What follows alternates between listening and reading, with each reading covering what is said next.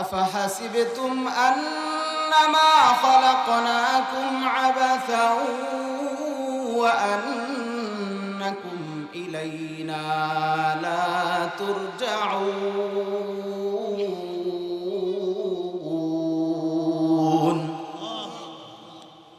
আল্লাহ তাআলা বলতেছে, বান্দারে তোমরা কি মনে করেছো আমি আল্লাহ তাআলা তোমাদেরকে অনর্থক সৃষ্টি করেছি?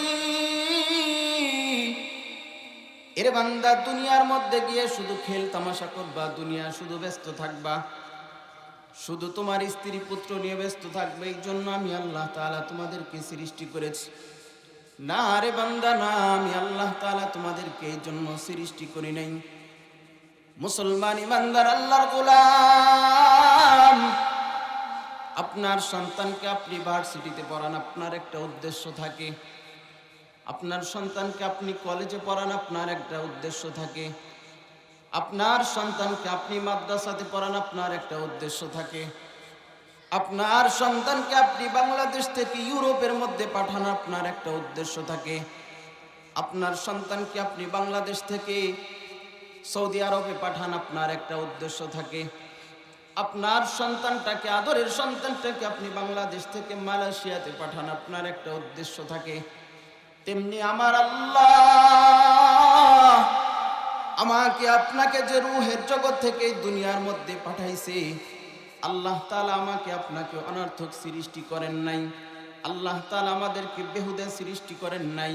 বলে আল্লাহ তাআলা তাহলে আমাদেরকে কেন সৃষ্টি করেছে? আল্লাহ তাআলা সূরা জারিয়াতের 56 নম্বর আয়াতের মধ্যে বলেন, ওয়ামা খালাকাতুল জিন্না ওয়াল ইনসা ইল্লা লিয়াবুদুন।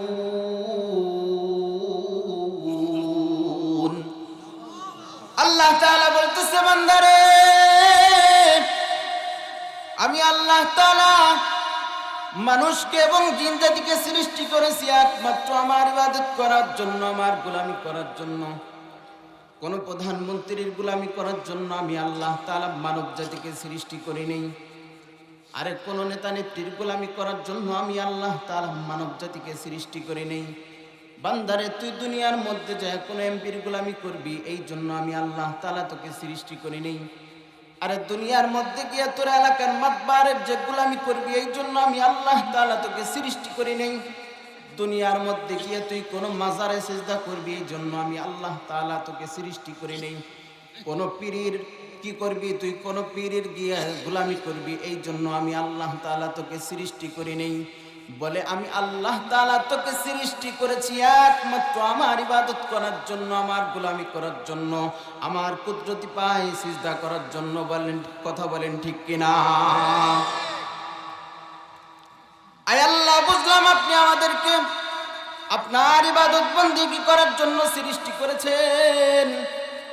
আল্লাহ, তাহলে আমরা ইবাদত করব তো কতদিন ইবাদত করব? 10 বছর ইবাদত করব, 20 বছর ইবাদত করব, 30 বছর ইবাদত করব, নাকি 40 বছর ইবাদত করব? আল্লাহ তাআলা সূরা হিজরের 99 নম্বর আয়াতের মধ্যে বলেন, ওয়া'বুদ রাব্বাকা হাত্তা ইয়াতিয়াকাল ইয়াকিন। বান্দারে আমি আল্লাহ তাআলা তোকে 10 বছর 20 বছর ইবাদত করার জন্য দুনিয়ার মধ্যে পাঠাই নাই। আমি আল্লাহ তাআলা তোকে ইবাদত করার জন্য দুনিয়ার মধ্যে পাঠাইছি যতদিন পর্যন্ত তোর শরীরের মধ্যে রূহ থাকবে, যতদিন পর্যন্ত তুই দুনিয়ার মধ্যে জীবিত মানুষ রূপে থাকবি, ততদিন পর্যন্ত আমি আল্লাহ তাআলা তোকে ইবাদত করার জন্য সৃষ্টি করেছি। আয় আল্লাহ, তার মানে আমাদেরকে মৃত্যুবরণ করতেই হবে। আল্লাহ তাআলা একবার না বরং 3 বার, প্রথম 10 পারা একবার, দ্বিতীয় 10 পারা একবার, তৃতীয় 10 পারা একবার, 3 বার আল্লাহ তাআলা বলেছেন, কুল্লু নাফসিন যায়িকাতুল মাউত। প্রত্যেক প্রাণীর মৃত্যু স্বাদ গ্রহণ করতে হবে, প্রত্যেক প্রাণীর মৃত্যু স্বাদ গ্রহণ করতে হবে। কোনো প্রাণী এই মৃত্যু থেকে বাঁচতে পারবে না। এখন আমি আপনি যদি আল্লাহকে বলি, আল্লাহ এই মৃত্যু থেকে পলায়ন করার জন্য যদি আমি বাংলাদেশ থেকে ইউরোপে চলে যাই, এই মৃত্যু থেকে পলায়ন করার জন্য যদি আমি বাংলাদেশ থেকে সৌদিতে চলে যাই, এই মৃত্যু থেকে পলায়ন করার জন্য যদি আমি বাংলাদেশ থেকে ইন্ডিয়া চলে যাই, এরপরেও কি আমার মৃত্যুর স্বাদ গ্রহণ করতে হবে, এরপরেও কি আমার মৃত্যু গ্রহণ করতে হবে, এরপরেও কি আমার মরণ হবে। আল্লাহ তাআলা সূরা আহজাবের 16 নম্বর আয়াতের মধ্যে বলেন, কুল লা ইয়ানফাকুমুল ফিরার ইন ফারারতুম মিনাল মাউতি আওয়াল কতলি ওয়া ইযাল লা তুমাত্তাউনা ইল্লা কলিলা। রে বান্দা, তুমি যদি এই মৃত্যু থেকে পলায়ন করার জন্য তুমি যদি বাংলাদেশ থেকে ইউরোপেও চলে যাও, তুমি যদি এই মৃত্যু থেকে পলায়ন করার জন্য বাংলাদেশ থেকে সৌদিতে চলে যাও, তুমি যদি এই মৃত্যু থেকে পলায়ন করার জন্য যদি বাংলাদেশ থেকে আমেরিকাতেও চলে যাও, এরপরেও যখন তোমার মৃত্যুর ঘন্টা বেজে যাবে, যখন তোমার মৃত্যুর সময় এসে যাবে, মালাকুল মাউত যখন তোমার কাছে আসবে, তখন তুমি এক মুহূর্তের জন্য দুনিয়াতে থাকতে পারবে না।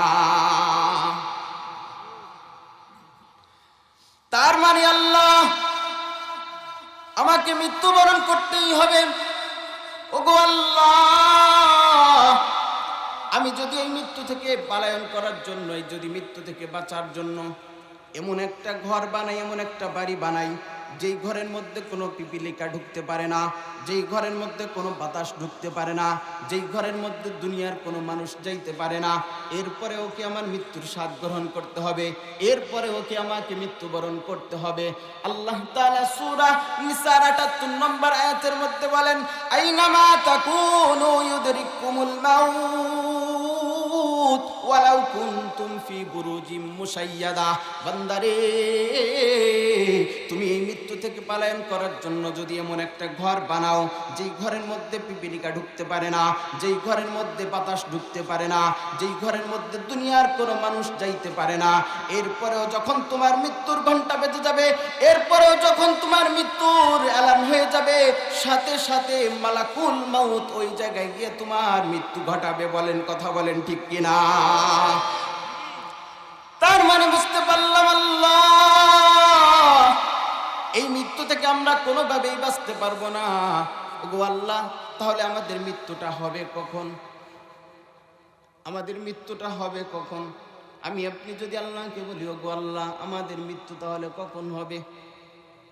আমাদের মৃত্যুটা কি আমার বয়স যখন 60 বছর হবে তখন হবে, নাকি আমার বয়স যখন 25 হবে তখন আমি মরে যাব? আল্লাহর রাসূল সাল্লাল্লাহু আলাইহি ওয়াসাল্লাম হাদিসের মধ্যে বলেন, খামসুন লা ইয়ালামুহুন্না ইল্লাল্লাহ। এমন 5টা বিষয় আছে যে 5টা বিষয়ের জ্ঞান আল্লাহ তাআলা দুনিয়ার কোনো মানুষ জানে না। আল্লাহ তাআলা এমন 5টা জ্ঞান আছে, যেই 5টা জ্ঞান, যেই 5টা জিনিসের জ্ঞান দুনিয়ার কোনো মানুষ জানে না, একমাত্র জানেন কে? আর চলে বলেন না, আর জানেন কে?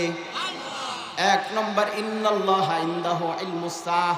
কিয়ামত কখন সংগঠিত হবে এই জ্ঞান আল্লাহ তাআলা ছাড়া কেউ জানে না। এই জ্ঞান আল্লাহ তাআলা আদম আলাইহিস সালামকে দেন নাই, এই জ্ঞান আল্লাহ তাআলা ঈসা আলাইহিস সালামকে দেন নাই, এই জ্ঞান আল্লাহ তাআলা মূসা আলাইহিস সালামকে দেন নাই, এই জ্ঞান আল্লাহ তাআলা ইব্রাহিম আলাইহিস সালামকে দেন নাই, এই জ্ঞান আল্লাহ তাআলা সর্বশেষ আমাদের আপনার প্যারা নবী মুহাম্মদুর রাসূলুল্লাহ সাল্লাল্লাহু আলাইহি ওয়াসাল্লামকেও দেন নাই। যে কিয়ামত সংগঠিত কখন হবে এটা কেউ জানে না। তবে আল্লাহর রাসূল সাল্লাল্লাহু আলাইহি ওয়াসাল্লামকে আল্লাহ তাআলা কিছু নিদর্শন বলে দিয়েছে, আল্লাহ তাআলা কিছু জিনিস দিয়েছে, যে যখন তোমরা দেখবে দুনিয়ার মধ্যে এই সমস্ত কাজগুলো ঘটবে, তখন তোমরা মনে করবে যে কিয়ামত অতি সনিকটে। বলে, কি হইলে কিয়ামত অতি সনিকটে? বলে, যখন তোমরা দুনিয়ার মধ্যে দেখবে একদম হতদরিদ্র মানুষগুলো বড় বড় বিল্ডিং বানাইতেছে, হ্যাঁ, যখন দেখবে এই সমস্ত চেয়ারগুলোতে একদম অযোগ্য ব্যক্তিরা বসবে, এই সমস্ত চেয়ারগুলোতে বসার কথা হলো ওলামায়ে কেরামের, কিন্তু দেখবা মাঝে মাঝে ওয়াজের ময়দানে চেয়ারগুলো, যে ওলামায়ে কেরাম আছে তাদের চেয়ারের থেকে মাঝে মাঝে দেখবা নেতা নেত্রীদের চেয়ার বড় হয়ে যায়। বলে, বুঝবা তখন কিয়ামত অতি সনিকটে, কিয়ামত খুব তাড়াতাড়ি হয়ে যাবে। এই জন্য 1 নম্বর, ইন্নাল্লাহা ইনদাহু ইলমুস সাআহ। কিয়ামত কখন সংগঠিত হবে এই জ্ঞান আল্লাহ তাআলা ছাড়া কেউ জানে না। এই জ্ঞান আল্লাহ তাআলা দুনিয়ার কাউরে দেয় নাই। 2 নম্বর, ওয়া ইউনাজ্জিলুল গায়ব। আরে বৃষ্টি কখন হবে এই জ্ঞান আল্লাহ তাআলা ছাড়া কেউ জানে না। এখন বলবেন হুজুর বর্তমান তো আবহাওয়া অধিদপ্তর বলে দেয় অমুক তারিখে বৃষ্টি হবে, 5 তারিখে বৃষ্টি হবে, 6 তারিখে বৃষ্টি হবে। বলে ভাই তোমার আবহাওয়া অধিদপ্তর বলে, তবে 100% কখনোই শিওর দিতে পারে না। কারণ অনেক সময় দেখবেন আকাশের মধ্যে প্রচন্ড মেঘ, এরপরে এক ফোঁটাও বৃষ্টি নামে না। আবার কখনো কখনো দেখবেন আকাশের মধ্যে প্রচন্ড রোদ, এরপরেও মুষলধারে বৃষ্টি নামে। বলে এই জ্ঞান আল্লাহ তাআলা ছাড়া কেউ জানে না। এই গেল 2 নাম্বার। 3 নাম্বার ওয়াইনাজ্জিলুল গাইস ওয়া ইয়ালাম মা ফিল আরহাম, মায়ের রেহেমের মধ্যে কি থাকে এই জ্ঞান আল্লাহ তাআলা ছাড়া কেউ জানে না। জানে কেউ? বলবেন হুজুর বর্তমানে তো আল্ট্রাসাউন্ডের মাধ্যমে বলে দেয়, আল্টার মাধ্যমে বলে দেয়, তাই না? সে ছেলে বাবু হবে নাকি মেয়ে বাবু হবে এটা বলে দেয়। বলে আপনার ডাক্তার বলে কখন জানেন? আল্লাহ তাআলা যখন একদম পরিপূর্ণ একটা মানব আকৃতি দিয়ে দেয়, যখন পুরো একদম মানুষ বানায় দেয়, তখন তারা বলতে পারে। পারলে 4 মাস আগে বলতে বলেন তো, 4 মাস আগে বলতে পারবে কোনো ডাক্তার? পারবে না। কারণ এই জ্ঞান আল্লাহ তাআলা ছাড়া দুনিয়ার কোনো মানুষের নাই। এই গেল কয় নাম্বার? 3 নাম্বার ওয়ায়ুনাজ্জিলুল গাইস ওয়া ইয়ালামু মা ফিল আরহাম ওয়া মা তাদরি নাফসুম মাযা তাকসিবু গাদা। আমি আপনি আগামীকাল কি করব এটা কেউ জানি না আমরা। আগামীকাল না, শুধু একটু পরে আমি আপনি কি করব এটা আমরা কেউ জানি না। এখন অনেকে চিন্তা করতেছেন মাহফিল শেষ করে বাসায় যাব, এমন একটা কাজ ঘটে গেছে, এমন একটা সমস্যা হয়ে গেছে, দেখবেন আপনি বাসায় যেতে পারবেন না। আপনার একজন অসুস্থ, আপনার সরাসরি এখন এই জায়গা থেকেই ভাঙ্গা দৌড়িতে হবে হসপিটালে। ওয়ামা তাদরি নাফসুম মাযা তাকসিবু গাদা ওয়ামা তাদরি নাফসুম বিআইয়ি আরদিন তামুত। মানুষের মৃত্যু কখন হবে? ওই যে বলছিলাম যে আল্লাহ আমাদের মৃত্যু কখন হবে, যে আল্লাহ বলে যে মানুষের মৃত্যু কখন হবে এই জ্ঞান আল্লাহ তাআলা ছাড়া কেউ জানে না। এই জ্ঞান আল্লাহ তাআলা দুনিয়ার কাউরে দেন নাই, একমাত্র জানেন আল্লাহ। এই সব আলোচনার মাধ্যমে আমরা বুঝতে পারলাম যে আমাদের মৃত্যুবরণ করতেই হবে, মৃত্যু থেকে কোনোভাবেই বাঁচা যাবে না, তাই না? এখন আমাদের মৃত্যুটা হবে কেমন? আমি আপনি যদি মুমিন হই আমার মৃত্যু হবে কেমন? আমি আপনি যদি কি হই, ইমানদার না হই, বেঈমান হই, দুনিয়ার মধ্যে যদি আমরা ভালো কাজ না করি, তাহলে আমাদের মৃত্যু কেমন হবে? শুরুতে আমি আপনাদের সম্মুখে একটা হাদিস পাঠ করেছিলাম, মিশকাত শরীফের 1660 নম্বর হাদিস।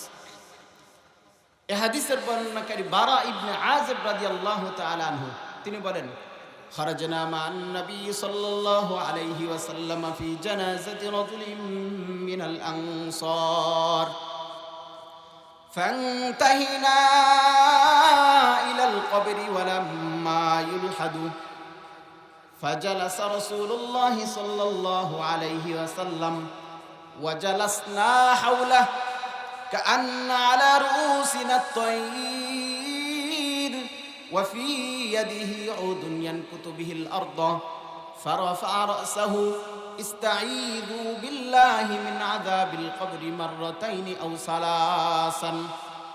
আল্লাহ নবীর সাহাবী হযরত বারা ইবনে আযিব রাদিয়াল্লাহু তাআলা আনহু বলেন, একবার আমরা আল্লাহর রাসূল সাল্লাল্লাহু আলাইহি ওয়াসাল্লামের সাথে আল্লাহর রাসূল সাল্লাল্লাহু আলাইহি ওয়াসাল্লামের সাথে আমরা এক আনসারী সাহাবীর জানাজা করার জন্য যাইতেছিলাম। আমরা যখন তার জানাজা করার জন্য গেছি, জানাজা করার জন্য তার বাসায় যাওয়ার আগে প্রতিমধ্যে দেখলাম তার কবরটা খনন করা হইতেছে, তার কবরটা খোঁড়া হইতেছে। আল্লাহর রাসূল সাল্লাল্লাহু আলাইহি ওয়াসাল্লাম ফাজালাসনা হাওলা, আল্লাহর রাসূল সাল্লাল্লাহু আলাইহি ওয়াসাল্লাম ওই কবরের পাশে গিয়ে বসে পড়লেন। ওয়াজালাসনা হাওলা কাআন্না আলা রুসিনা তায়র। আল্লাহর রাসূল সাল্লাল্লাহু আলাইহি ওয়াসাল্লাম যখন কবরের পাশে বসলেন, আমরাও আল্লাহর রাসূল সাল্লাল্লাহু আলাইহি ওয়াসাল্লামের পাশে বসে গেলাম। ওয়া ফি ইয়াদিহি উদুন, আল্লাহর রাসূল সাল্লাল্লাহু আলাইহি ওয়াসাল্লামের হাতের মধ্যে একটা লাঠি ছিল। আল্লাহর রাসূল সাল্লাল্লাহু আলাইহি ওয়াসাল্লাম ওই হাতের লাঠি দিয়ে ওয়া ফি ইয়াদিহি উদুন ইয়ানকুতু বিহিল আরদ, আল্লাহর রাসূল সাল্লাল্লাহু আলাইহি ওয়াসাল্লাম মাটির মধ্যে এমনি এমনি দাগাইতেছিল। ফারাফা রাসাহু, আল্লাহর রাসূল সাল্লাল্লাহু আলাইহি ওয়াসাল্লাম তার মাথা উঠাইলেন। মাথা উঠানোর পর আল্লাহর রাসূল সাল্লাল্লাহু আলাইহি ওয়াসাল্লাম বললেন, ইস্তাঈযু বিল্লাহি মিন আযাবিল কবরি মাররাতাইনি আও সালাসান। সাহাবায়ে কেরামকে উদ্দেশ্য করে বললাম, এ সাহাবীদের দল, তোমরা এই কবরের আযাব থেকে আল্লাহ তাআলার কাছে পানাহ চাও। এই কথাটি তিনি 2 বার অথবা 3 বার বললেন। কারণ কবর এমন ঘর, কারণ কবর এমন একটা ঘর, এক বর্ণনার মধ্যে পাওয়া যায় কবর আমাকে আপনাকে প্রত্যেক দিন, আমাকে আপনাকে দৈনিক 70 বার ডাকে। কি বলে ডাকে জানেন নাকি? আনা বাইতুল ওয়াহদা, আমি হলাম একাকিত্বর ঘর। আনা বাইতুল গুরবা, আমি হলাম ধুলাবালির ঘর। সুতরাং আমার কাছে আসার আগে চিন্তা ভাবনা কইরা আইসো। আনা বাইতুত তুরাব, আমি হলাম মাটির ঘর, আমার কাছে আসার আগে চিন্তা ভাবনা কইরা আইসো। এ দুনিয়ার মধ্যে যখন তোমরা অহংকারের সাথে হাঁটো, তখন একটু চিন্তা ভাবনা কইরো যে তোমাকে একদিন এই মাটির নিচে শুইতে হবে, এই মাটির মধ্যে আসতে হবে। আনা বাইতুদ দুদ, আমি হইলাম পোকা মাকড়ের ঘর। সুতরাং আমার কাছে আসার আগে চিন্তা ভাবনা কইরা আইসো।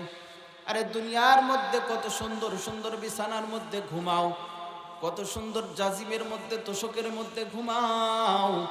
একবার চিন্তা কইরা দেখো, চোখটা বন্ধ করার সাথে সাথে তোমাকে এই পোকামাকড়ের ঘরে ঘুমাইতে হবে।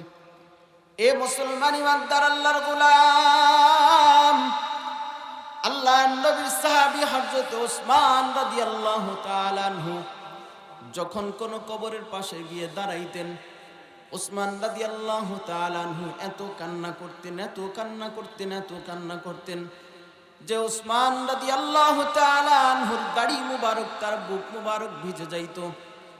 সাহাবায়ে কেরাম ওসমান রাদিয়াল্লাহু তাআলা আনহুকে জিজ্ঞেস করেন, ও ভাই ওসমান, তোমার সামনে যখন জান্নাত জাহান্নামের আলোচনা করা হয় তখন তো তুমি এত কান্নাকাটি করো না, কিন্তু যখন তোমার সামনেই কবরের আলোচনা করা হয়, যখন তুমি কোনো কবরের পাশে গিয়ে দাঁড়াও, তখন কেন এত কান্নাকাটি করো?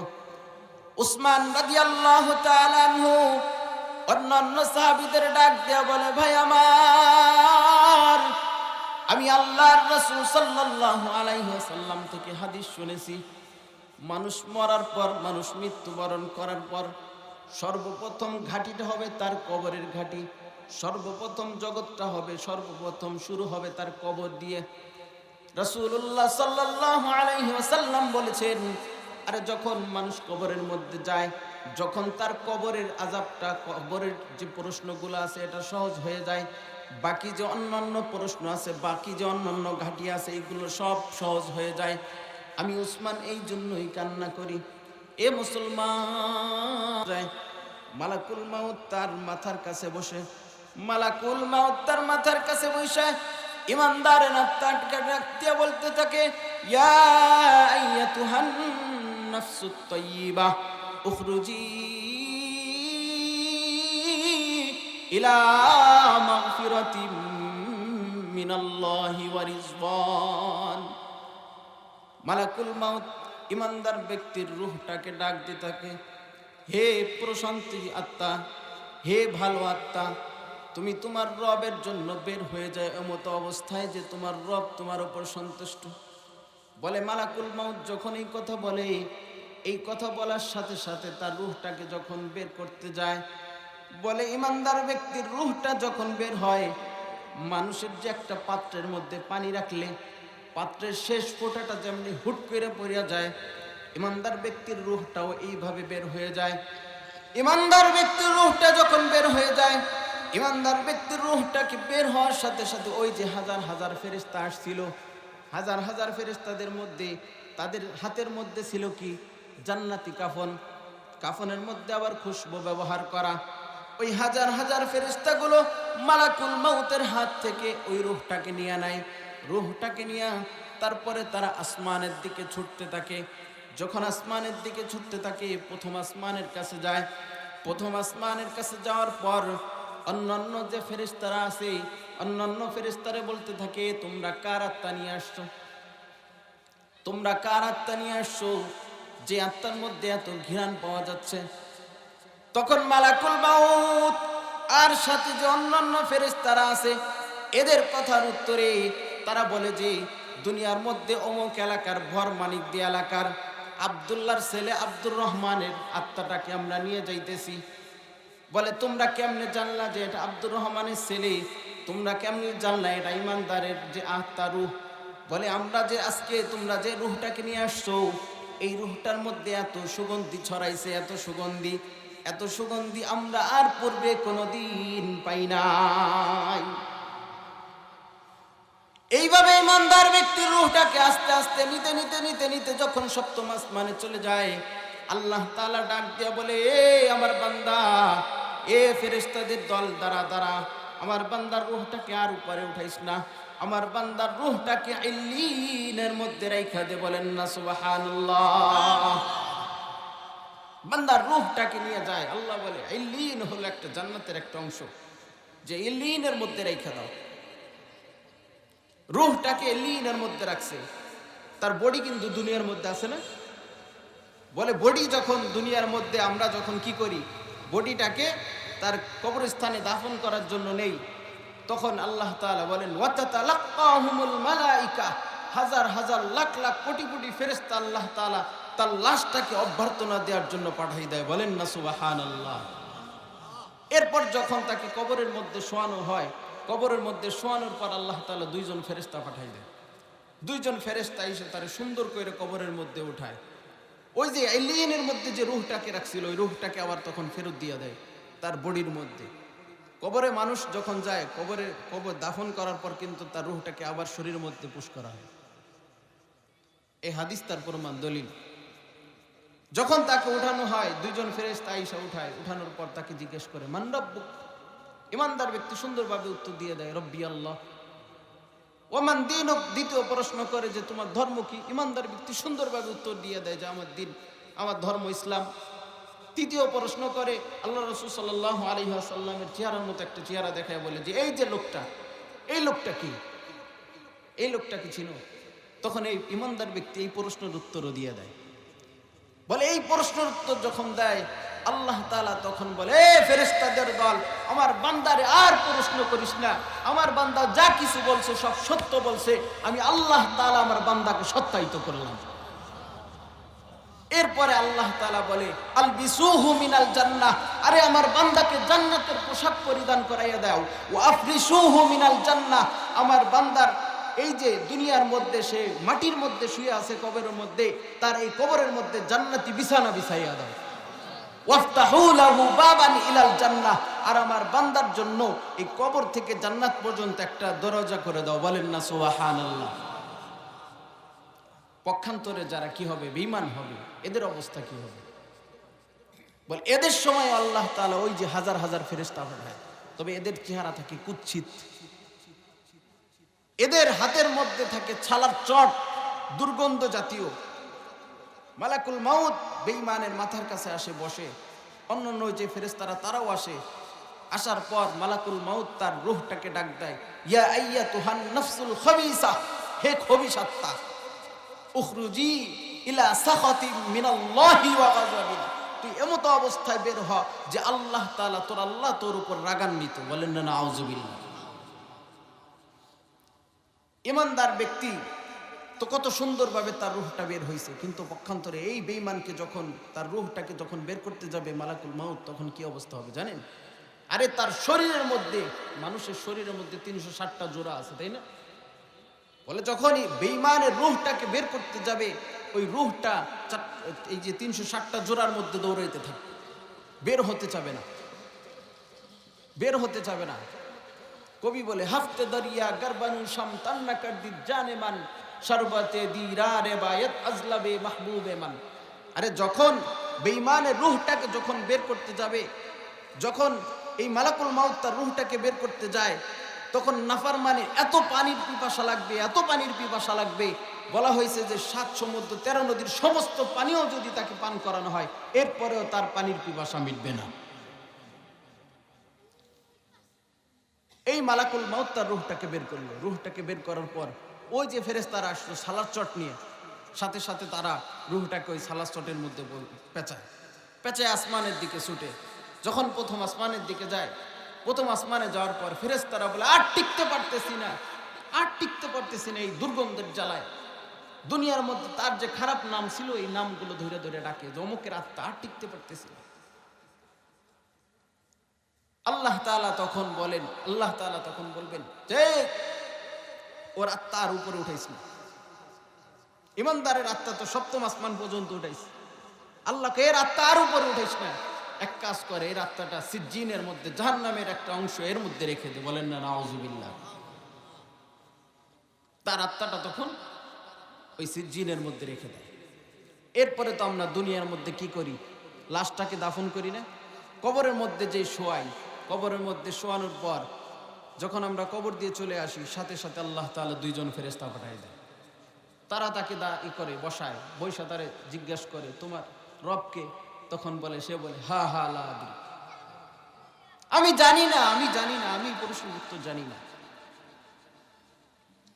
এমন প্রশ্ন করতে থাকে তাকে। এরপর বলে তোমার দিন কি? সে বলতে পারে না, হা হা লা আদরি, আবার বলে হা হা লা আদরি। এক পর্যায়ে যখন রাসূলুল্লাহ সাল্লাল্লাহু আলাইহি সাল্লামকে দেখায় বলে যে একে, সেটাও বলে হা হা লা আদরি, আমি জানি না। আল্লাহ তাআলা তখন বলে আলবিসুহু মিনান নার, আরে আমার এই নিকৃষ্ট বান্দাকে জাহান্নামের পোশাক পরিধান করায় দাও। বলেন না নাউজুবিল্লাহ। ওয়া আফরিশুহু মিনান নার, আর তার বিছানাটাকে আগুনের বিছানায় পরিণত করে দাও। বলেন না নাউজুবিল্লাহ। ওয়াফতাহু লাহু বাবান ইলান নার, আর তার কবর থেকে জাহান্নাম পর্যন্ত একটা দরজার ব্যবস্থা করে দাও। বলেন না নাউজুবিল্লাহ। তো আমরা যদি মুমিন হই আমাদের মৃত্যু কেমন হবে? আমরা যদি বেঈমান হই, ইমানদার না হই, আমরা যদি দুনিয়াতে ভালো কাজ না করি, তাহলে আমাদের মৃত্যু কেমন হবে এটাও কিন্তু আমরা জানতে পারলাম।